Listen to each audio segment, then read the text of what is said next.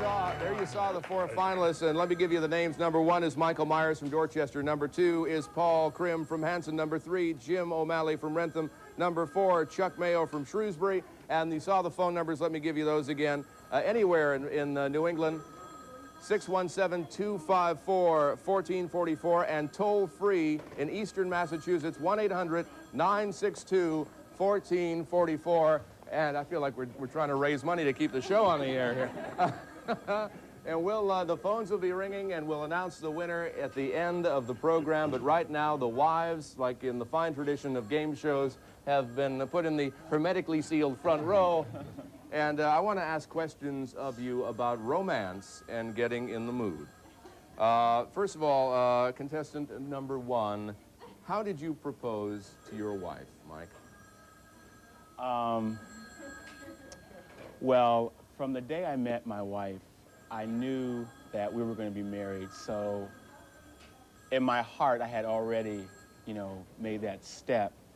And my wife didn't really want to get married. I mean, I think her sense was that she would become 40 years old and then she'd get married. So what happened was that it was kind of a struggle, and we were actually, it wasn't a formal proposal. We were in prayer together one night, and it kind of came to both of us that we were to be together and to be married. So basically, you let God do the tough stuff. It was an act of God, right? That's right. That's what it was. That's right. Is that how it happened? Yeah. Okay. Paul, how about you? Kind of almost the same way as Michael. Ronnie's birthday was on the 18th of February, and she was sure that she was going to get her engagement ring on the 18th. And I kind of pulled a surprise on her. I waited until the following Sunday, which was Washington's birthday. And we had gone to Mass, and after Mass was over, I said, honey, I'd like to stay after Mass for a few more minutes. And we're sitting there, and she said, well, everybody's left. What do you want to talk about? And I said, I think this is the time. Now, did you know, or were you just jerking them around? Didn't have any idea. Didn't have any idea, yeah. So I said, I'd like you to be my wife. And I presented her with the ring in St. Andrew's Church in Jamaica Plain. All right, all right. Jim, your most romantic Valentine's Day? Oh, my goodness. My most romantic Valentine's Day. Mm-hmm. She's the one with the memory. But they're not voting for her, Jim. I know. I'm the guy that can't remember yesterday. You want me to give you another question? Yeah. All right. All right, what is your idea of a perfect romantic evening? A perfect romantic evening? Yeah. Well, I've done it a number of times, and that is, I like to cook. So I'd cook a nice meal. Well, wait a minute. What were you worried he was going to say? No, I said, Hugh, it's good he loves to cook, because I hate to Oh, cook. okay. All right. So it would be like a candlelight dinner at home with the wine and the meal and the soft lights, perhaps a movie that we would rent. He puts on the nice, sexy music. Oh, really? Okay. Fire in the fireplace. Well, good. All right. Now for Chuck. Listen, Ma. Huh? So don't listen, she's Ma. over there. She's rolling her eyes at you right now. All right, Chuck. Now imagine, here's a scenario. Your buddy's gotten you tickets to the Celtics playoffs on the same night your wife had planned for you to take her out. What do? Celtics playoffs. He answers the questions. You'll be... I don't go anywhere without Cheryl. I just don't. Both of us are avid Celtic fans, so we'd probably have to go down the garden and sneak in the same way that I saw the gentleman sneak in. I think it was on one of the shows that we saw him sneak in over the rafters to get in. Of course, as a law enforcement officer, you'd recommend that as a way to Well, no, I can't do that, you know. All right, let's go back. Mike, your idea of a perfect romantic evening. Well, I like to cook as well, but I also like to go out. So, can I say the name of a restaurant? Sure. Okay. Yeah. I love cappuccinos. So we would go to cappuccinos and have the meal and the veal and everything else.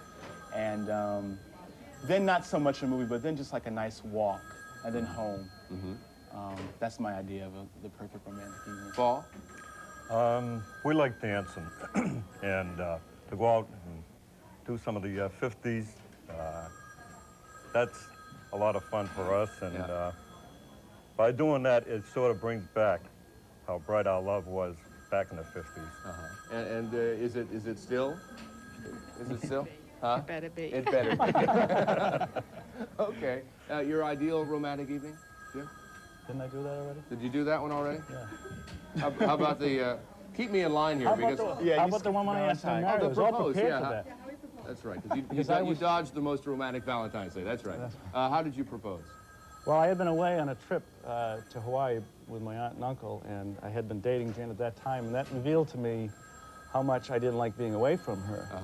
So when we get back, I asked her to do me a favor. We were helping my sister move, and then when we got home that evening, I can picture her standing at her mother's front door. You weren't there, Florence. And we were saying goodnight, and I was giving a kiss, and I said, oh, by the way, would you do me one more favor? She says, what's that? I said, would you marry me? And she said yes. You grant favors pretty easily. That was one I was happy to grant. Sorry to ask you the same question twice. It's just I got this strange ringing in my ear. I don't know. Chuck, your most romantic evening, I mean, how we would set up for a romantic evening? or how whatever it was, yeah. Well, the first thing... You're waiting for this one, aren't Are you waiting for that? The first thing is... yeah, we have to find someone to take the kids. I mean, that's, you know, you don't have a romantic evening with 3 kids and 2 guinea pigs running around the house. That's just out of the question. I think we go out and somewhere and have something to eat, and then come home and just... romantic for us is to have some quiet time together. Right. You know, we make the romance from there. You know? All right, okay. We'll see what the romance develops after that. All right, well, aren't you lucky we have to go to a commercial Yes. now? We're going to talk about family issues when we come back. Join me over here for a second, because here the operators are dutifully doing their work. And let's show those phone numbers again, if we could. Let's go to the phone numbers for those of you who did not have a chance to jot them down. Anywhere in New England, 617-254-1444, toll free in eastern Massachusetts, 1-800-962-1444. Hold on a second. Before we go to break, I want to give you the numbers of the contestants again. Contestant number 1 is Michael Myers from Dorchester. Contestant number 2 is Paul Krim from Hanson. Number 3, Jim O'Malley from Rentham. And number 4, Chuck Mayo from Shrewsbury. And we'll be right back with more of your voting and more questions for our finalists after this. Day after day, I must face a world of strangers where I don't belong, and that it's wrong.